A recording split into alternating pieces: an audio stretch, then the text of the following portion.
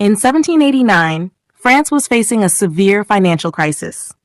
Years of extravagant spending by the monarchy, costly wars, including France's involvement in the American War of Independence, and a deeply unfair system of taxation had left the treasury almost empty. King Louis XVI, in desperate need of money, was compelled to summon the Estates General, an old feudal assembly that had not met for over 175 years.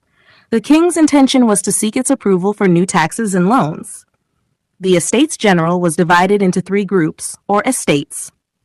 The first estate consisted of the clergy, the second estate was made up of the nobility, the third estate represented the common people, peasants, workers, merchants, and the rising middle class.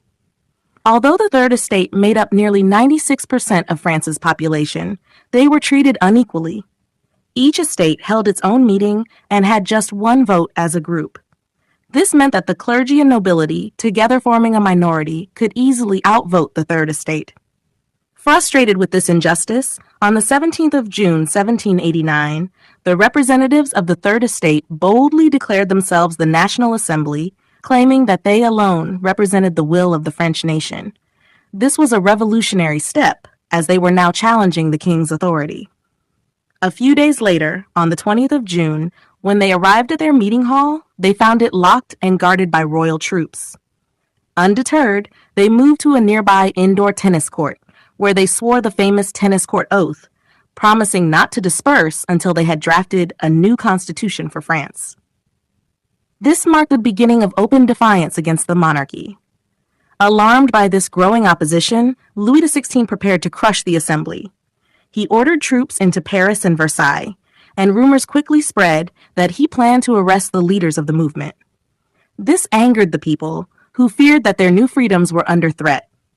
In response, on the 14th of July, 1789, thousands of Parisians armed themselves and marched to the Bastille, a medieval fortress prison that stood as a hated symbol of royal tyranny and absolute power. After a tense 4-hour siege, they stormed the fortress, freed the few prisoners inside, and seized its weapons and gunpowder. The fall of the Bastille sent shockwaves across France and the world.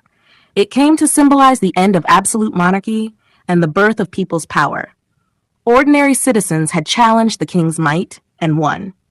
Since then, 14th July has been celebrated every year as Bastille Day, the national holiday of France, much like Independence Day in other countries. It commemorates the courage of the people of Paris and the beginning of the French Revolution, which went on to transform not only France, but also the political landscape of Europe.